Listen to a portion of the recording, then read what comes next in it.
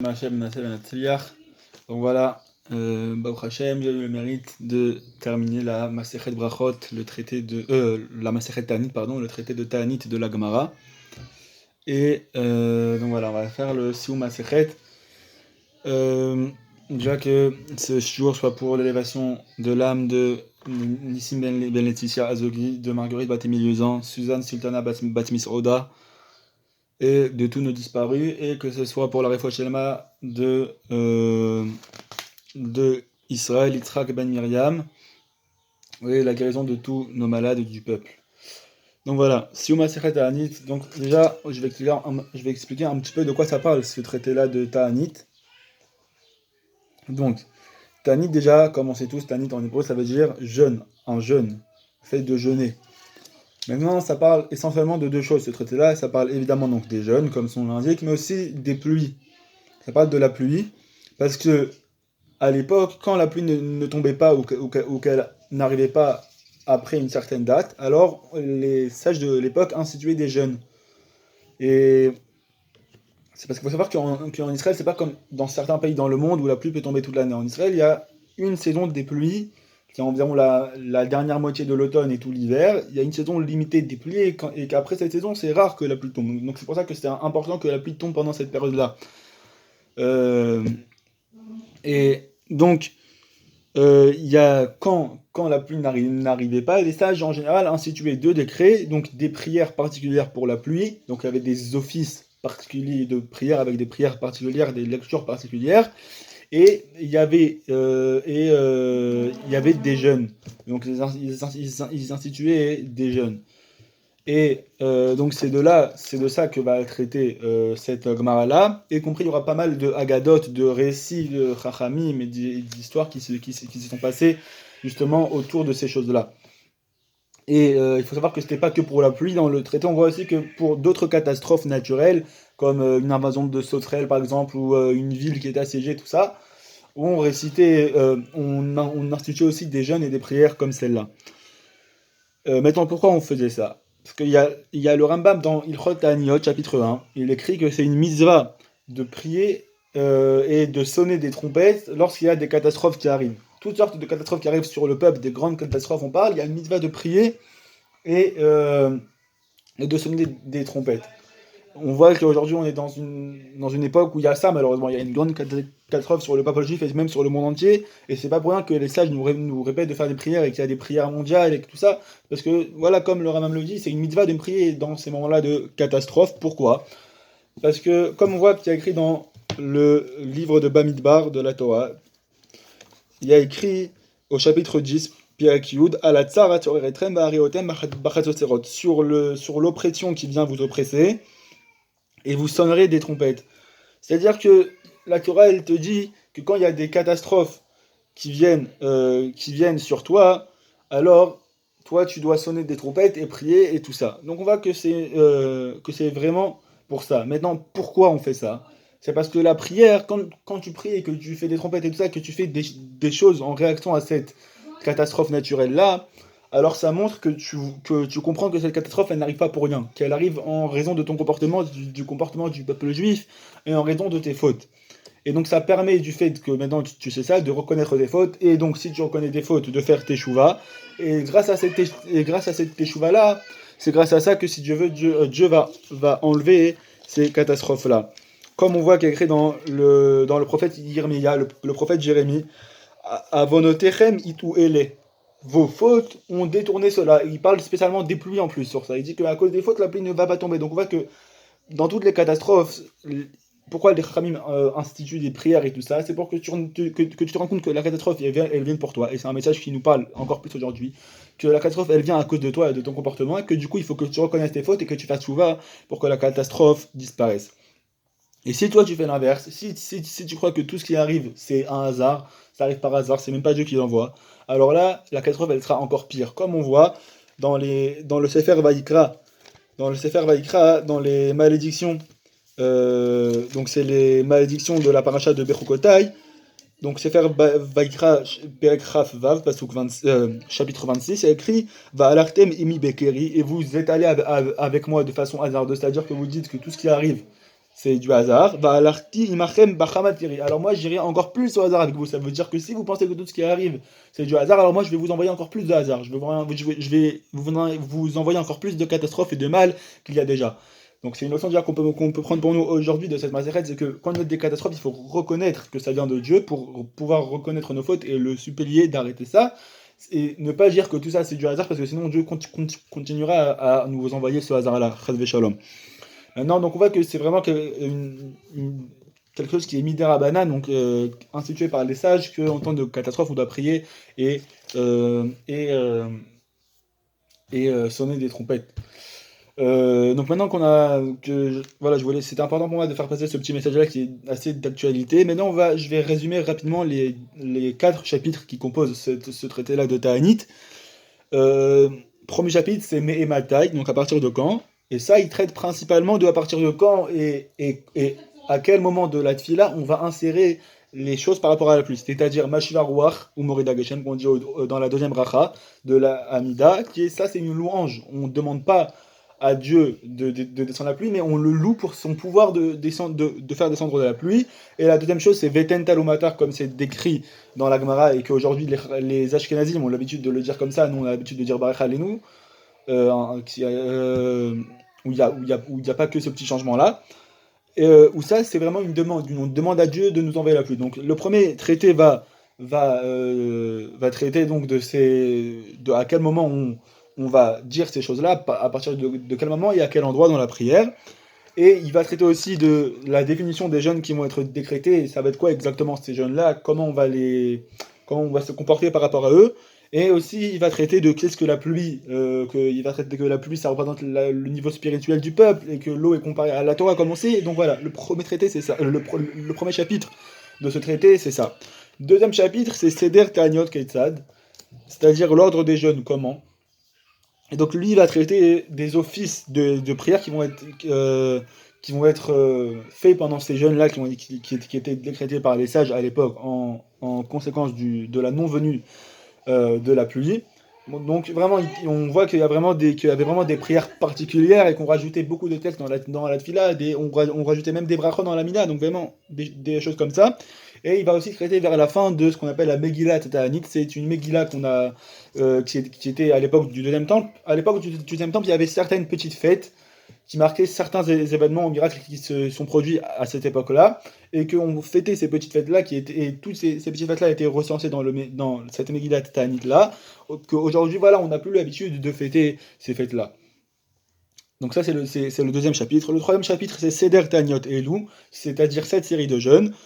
Euh, et donc ça va nous montrer qu'il n'y a pas que pour la pluie qu'on institue des jeûnes et des prières, tout ça, que aussi à cause d'autres tragédies, comme j'ai dit au début du cours, une invasion de sauterelles, une sécheresse, une famine, une ville qui est assiégée, à cause de plusieurs catastrophes comme ça. Alors on institue aussi ces périodes-là de jeûne, et on appelle ce pérec-là, le troisième pérec, Pirka des Chassidas, le pérec des justes, des gens qui font du chesed, parce que dans ce pack-là, on nous rapporte énormément d'histoires, comme l'histoire de Choni Améagel et d'autres histoires de grands tzadikim qui ont fait des miracles autour de ce sujet-là, des pluies et de la sécheresse et tout ça, et des tragédies, et de leur comportement et comment ils en sont arrivés à devenir des aussi grands sages. Donc on appelle ce pack-là Pirka des Chassidas. Et enfin, le quatrième et dernier pérec, le quatrième et dernier chapitre, c'est Bishlocha Prakim, c'est-à-dire en 3 fois. Et là, ça va nous parler de ce qu'on appelle les jeûnes des Mahamadot. Les Mahamadot, c'était quoi? C'était qu'à l'époque du deuxième temple, même du premier, si je dis pas de bêtises, il y avait ce qu'on appelle les Mahamadot, c'était que tous les jours, au temple, on faisait des sacrifices pour tout le peuple, un le matin, un l'après-midi, tout ça. Maintenant, on dit que pour qu'un sacrifice il soit agréé, il faut que la personne pour qui on fait le sacrifice, elle soit présente au moment du sacrifice. Et comme on ne peut pas dire à tout le peuple juif de venir tous les jours au temple, alors ça se divisait en 24 gardes à l'époque, qui chacune avait sa période de l'année où elle venait à Jérusalem et elle se tenait là pendant les sacrifices journaliers, donc une partie de Kohanim, une partie de Lévi, une partie de gens du reste du peuple juif. Et pendant ces jours-là de leur Mahamadot, ils jeûnaient, ils priaient énormément pour que le sacrifice soit accepté pour tout le peuple juif. Et donc là, le quatrième Pérec va nous traiter de ces jeûnes-là, des jeûnes des Mahamadot, Ensuite, il va nous parler de pourquoi les catastrophes du Yudzaïn Tammuz, c'est-à-dire du 7 Tammuz et du 9 Av sont arrivées. Qu'est-ce qui s'est passé dans toutes les générations ces 2 jours-là. Et enfin, il va finir par nous parler maintenant à la toute fin du traité, on nous parle des jours de joie qu'il y avait à l'époque, des jours de grande joie du peuple juif qui étaient Yom Kippour et Toubé-Av, le 15 du mois de Av.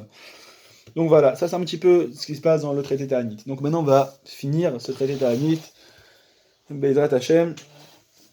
Donc à la toute fin, donc on a dit, la toute fin du traité parlait de Toubé-Av, le 15 Av, où il y avait donc les jeunes filles d'Israël sortaient dans les champs et les jeunes garçons d'Israël venaient les rencontrer. C'était vraiment un jour de Shidduchim très très particulier, de grande joie.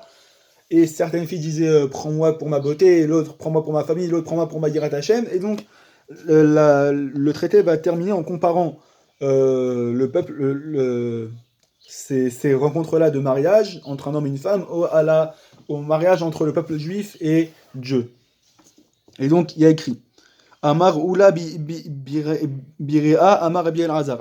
Donc Oula Birea a dit au nom de Rabbi El-Azar Atid Akadosh Baruch Hu Lasot Machol La Tzadikim. Akadosh Baruch Hu est destiné, c'est-à-dire fera dans le futur un cercle au tzadikim. Maintenant, machol, un cercle, ça vient du mot limchol, de pardonner. Donc de là, les commentateurs te disent qu'il fera un cercle, pas que pour les tzadikim, pour tout le peuple juif, parce qu'il pardonnera à tout le peuple juif, donc on parle de la fin des temps, il pardonnera à tout le peuple juif, et donc tout le peuple juif sera apte et sera digne d'être dans ce cercle-là qu'il fera. Et qu'est-ce qu'on fera dans ce cercle? Et lui, donc Dieu va s'asseoir au milieu du cercle dans le Gan Eden. Et tout le monde le montrera du doigt comme ça, c'est-à-dire que vraiment on pourra voir Dieu au point de le montrer du doigt. Ce sera un dévoilement de Dieu énorme. Et on parle évidemment de la fin des temps, et même les Ramim font un parallèle que de la même façon que la mariée, le jour de son mariage, quand le mari lui met l'anneau, elle fait comme ça pour dire qu'elle est Mekou Déchet. Alors nous aussi, quand on va montrer le doigt, ça va être pareil, ça va être notre mariage avec Dieu.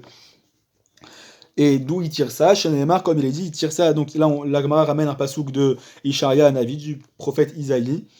Ve'amar bayomahu ine Elohenu ze kivinulo vayosherenu ze. Et en ce jour-là, il dira, donc le peuple juif, voici notre Dieu, nous l'avons espéré et il nous a sauvés. Kivinulo nagila venisemecha bishuato. Zé Hachem Kivinulo Nagila Venipra Bishuato, c'est Dieu, nous l'avons espéré, nous nous réjouirons et nous exulterons dans sa délivrance. Donc voilà, ça c'est la fin du traité Ta'anit. Adran Alach Bishloshel Prakim, Uslika Le Masechet Ta'anit. Maintenant, juste les deux explications de Rashi sur ce petit passage-là qu'on a cité. Machol, donc ça vive la shon Machul Akerem. Il t'explique que le terme Machol de cercle, donc c'est Machul Akerem, c'est en termes de pardon, et autre chose aussi, c'était quelque chose qui était dans les vignes. Maré Bezbao, qu'on va le montrer du doigt, et là lui aussi il te suit le passage de Yishaya, Veomer Ze Hachem Kivinulo, Veoshenu Ze Hachem Kivinulo, Nagila Vetra Bishwato, c'est le passage qu'on vient de lire, qu'on va dire en voyant Dieu, Adran Alach Bishlosh Aprakim, Vesalika Le Masechet Ta'anit. Voilà, donc Hachem, j'ai eu le mérite de finir ce traité-là de Ta'anit. Donc maintenant, je vais lire ce qu'on lit une fois qu'on a fini un traité de Gemara. Est-ce que je l'ai là? Je vais l'apporter une seconde, je l'ai là.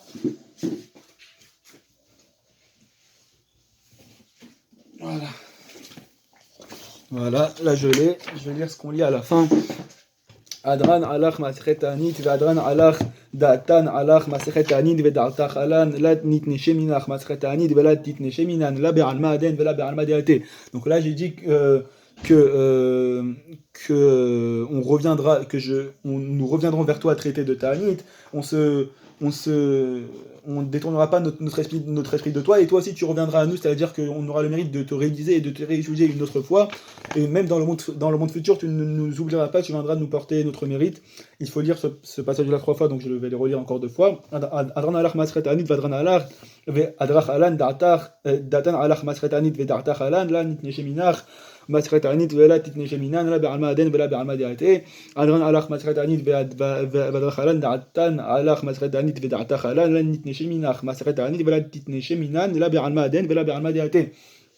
ירתת מלפניך אדוני אלוהינו ואלוהי אבותינו שתת תורתך אומנותנו בעולם הזה ותהי עמנו לעולם הבא חנינא בר פפא רמי בר פפא נחמן בר פפא חי בר פפא אבא מרי בר פפא רב בר פפא רכיש בר פפא סורך בר פפא עדה בר פפא דרou בר papa qui est la volonté devant toi. Donc on dit à Dieu que ce soit ta volonté que ta Torah soit notre occupation dans ce monde-là, qu'elle nous accompagne aussi dans le monde futur, c'est-à-dire que son mérite de ce qu'on a étudié nous accompagne aussi dans le monde futur. Et là on cite donc Rav Papa et tous ses 10 enfants. Pourquoi? Parce que Rav Papa, c'était quelqu'un qui avait l'habitude, chaque fois qu'il finissait quelque chose en Torah, il faisait une grande séouda, un grand repas comme on a l'habitude de faire, et avec beaucoup de gens, un repas très très riche, et on le cite donc lui et ses 10 enfants à chaque fois qu'on finit un traité de Gemara pour lui rappeler ce mérite-là. הערב נדונה אלוהינו את דברי תורתך בפינו ובפיות עמך בישראל ונהיה כולנו ואנחנו בצאצאינו ובצאצאי עמך בישראל כולנו יודעי שמך ולומדי תורתך לשמה באויבי תחכמני מצוותיך כי לעולם יהיה ליבי תמים בחוקיך למען לא יבוש לעולם לא אשכח פקודיך כי בא בחייתני ברוך ה' אילם בדיני חוקיך אמן אמן אמן סלה ועד. Là on demande à Dieu que la Torah, elle ne s'égare pas de notre bouche, que la Torah, elle ne va pas de notre bouche et de la bouche de notre descendance, et de la descendance de notre descendance, et de tout le peuple juif.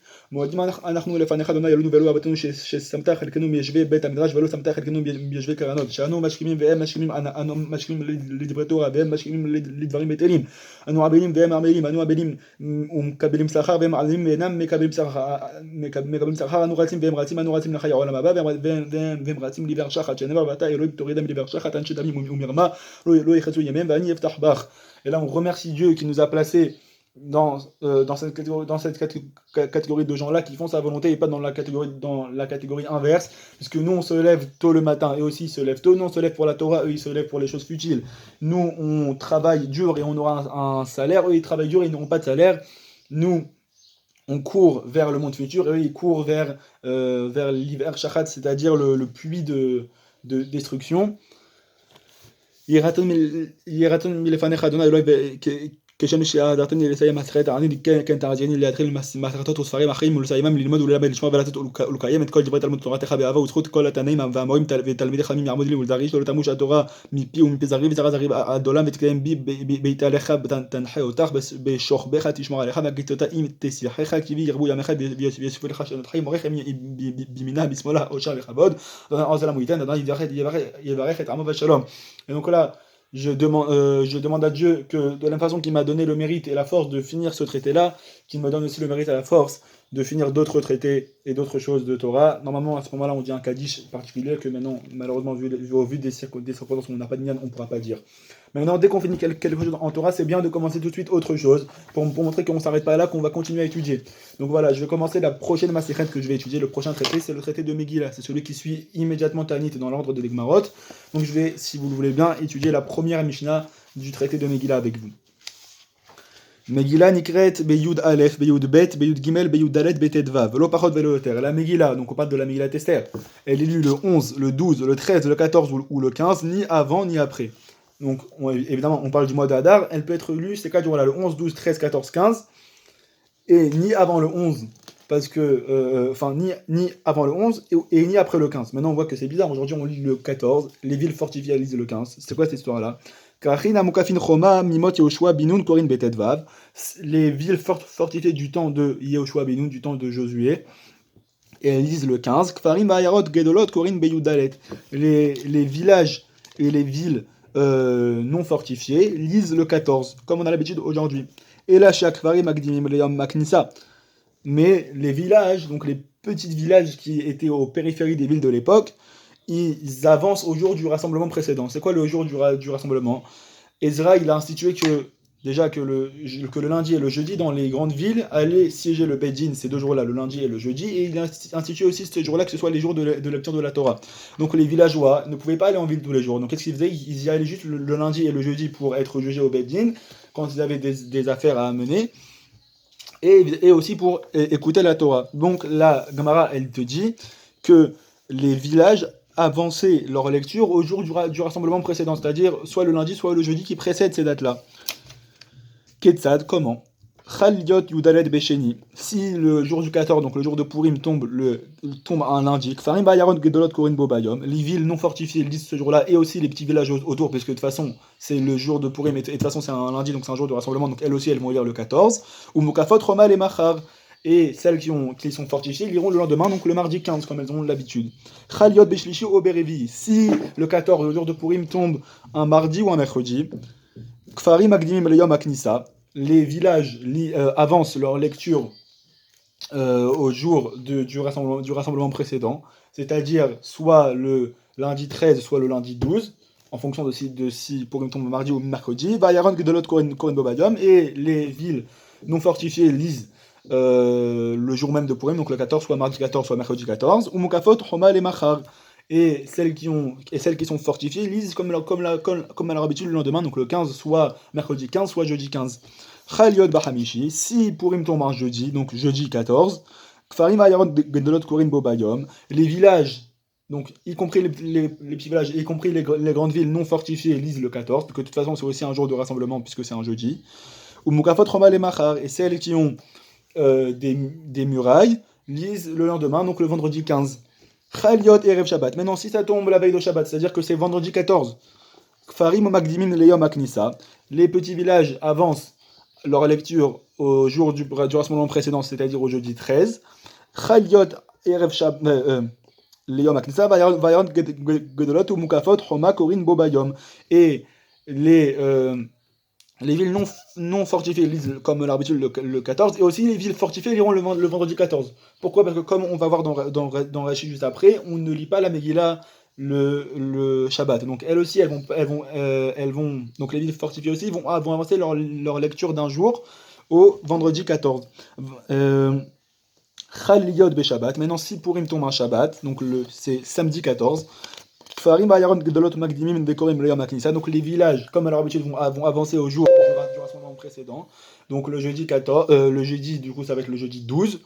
Et même les villes non fortifiées, comme on a dit qu'on ne lit pas la Megillah le Shabbat, elles vont pas avancer au vendredi 15, elles vont avancer au jeudi 13. Parce que vu que le jeudi 13 c'est déjà un jour de lecture prévu pour les villages, alors elles aussi, on va les lier, entre guillemets, aussi à ce jour de lecture. Et donc ça va être et donc elles aussi elles vont lire le jeudi 12 ou Mukafot, Choma, les Machar, et celles qui ont une muraille le lendemain, donc comme à leur habitude le 15, ce sera dimanche 15. Chaliyot Achar Shabbat, si ça tombe après Shabbat, donc on parle de dimanche, donc dimanche 14. Kfari Magdin Leyom Aknisa, les petits villages avancent au jour précédent, donc jusqu'à maintenant on a vu qu'on pouvait la lire le 12, le 13, le 14 et le 15. Et dont on voit le 11, de ce cas-là, si ça tombe dimanche 14, alors les villages pourront lire le jour du rassemblement précédent, c'est-à-dire le jeudi 11. Vayaron Gedolot Korin Bobayom, et les villes non fortifiées pourront lire le jour même, donc dimanche 14, ou Mukafot, Romal et Machar, et celles qui sont entourées de murailles liront le lendemain, donc le lundi 15. Voilà, ça c'était la première Mishnah. On va étudier Rashi parce que j'ai toujours l'habitude d'étudier le Rashi avec la Gemara. Et on va finir. Donc, sur le passage Megillah Nikrat Beoudalev, sur le passage qui dit que la Megillah est lue le 11, le 12, etc. Rashi te dit Famim Bézé ou Famim Bézé, le Kaman Mefaresh Vazil. C'est-à-dire que des fois elle est lue tel jour, des fois tel jour, et plus loin on va expliquer pourquoi. Sur l'opachot veloyoter, pas moins et pas plus. Rashi te dit l'opachot miudalef, pas moins du 11, velo yoter mi tetvav et pas après le 15. Sur Mimot Yoshua, des temps de Yoshua, on a dit qu'on prenait les villes fortifiées à l'époque de Yoshua.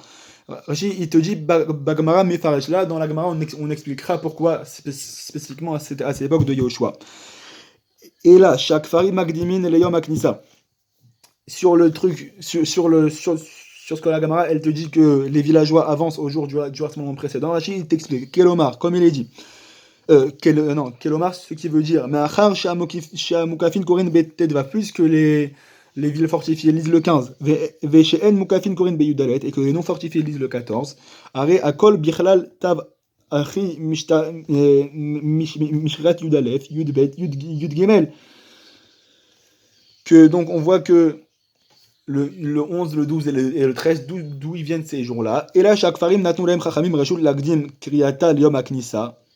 Mais les chachamim, ils ont donné une autorisation aux habitants des villages de d'avancer la lecture au jour du rassemblement, Yom Shini Beshabbat, ou le lundi, chez l'Ifne Yudalet, qui précède le 14, ou Hamishi Beshabbat, ou le jeudi, chez Yom Kinisa, qui est un jour de rassemblement, chez Akfarim Mitkantin la Hayarot, puisque les villages se rassemblent dans les grandes villes, la Mishpat, les filles chez Batedin, Yoshvin, Ba'ayarot, Bashini, Vechamishi, pour être jugés, puisque les tribunaux siégeaient dans les villes le jeudi et le lundi et le jeudi, Ketakanat Ezra, comme Ezra l'a institué, et on nous dit, on nous donne la source dans Babakama, Daf Pebet Amoudalet, Akfarim Enan Bekiin Likrot Betrichin Shikrena Lahem Echad Mi Bene Aïr.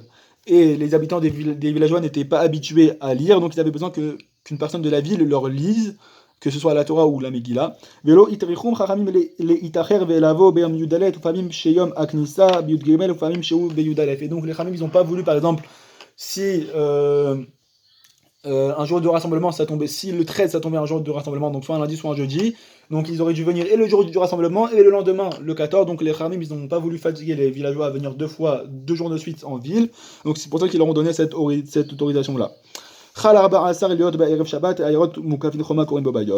Maintenant, sur le passage qui dit que si le 14 tombe un vendredi, alors celles qui n'ont pas de muraille et celles qui ont des murailles vont lire ce vendredi 14 là. Rachid il explique Shen Kriyat Megillah Beshabbat, parce qu'il n'y a pas de lecture de Megillah le Shabbat. Gezerah Shema Itlena Beyado. C'est un décret de peur qu'il en vienne à la transporter dans sa main, donc le Shabbat est à portée. Ve'itema, si tu dis Yacheru Amukafin Ad Achar Shabbat, que on aurait pu retarder la lecture des villes qui sont fortifiées au lendemain, donc au dimanche 16. C'est vrai, pourquoi on a avancé, pourquoi on recule pas. Avale Tetzain, alors ça serait le 16. Ve'amar Kera Velo Yavor. Mais il y a un passage dans la Megillah qui dit que Velo Yavor, que ces jours-là ne doivent pas être dépassés. Donc c'est pour ça qu'on ne peut pas faire plus tard que le 15, donc on avance au 14. Maintenant, dernier rachis, Chaliot Achar Shabbat Farim Makdimin Yom HaKnisa, sur le passage qui dit que si ça tombe un dimanche, les villages avancent au jour du rassemblement précédent, des Avele Yud Aleph, qui donc ça sera le 11, Vetafile Mishmichat Le Yom HaKnisa, Shelifne Purim, Mugdam Lo Dem Yom HaKnisa, Yom HaKnisa La Makdiminan, que ce sera le plus tôt qu'on pourra lire, ça sera le 11, et ce sera donc le seul cas où ça sera où la Megillah pourrait être le 11. Voilà, on a fini le rachis sur la Mishnah. Merci d'avoir partagé ce moment de joie de Torah avec moi, et j'espère qu'on se retrouve encore pour d'autres moments de joie, et que par le mérite de notre étude, Dieu nous envoie, si Dieu veut, la délivrance avec Mashiach Bekarov et Yerbou Smachot Be'Israël.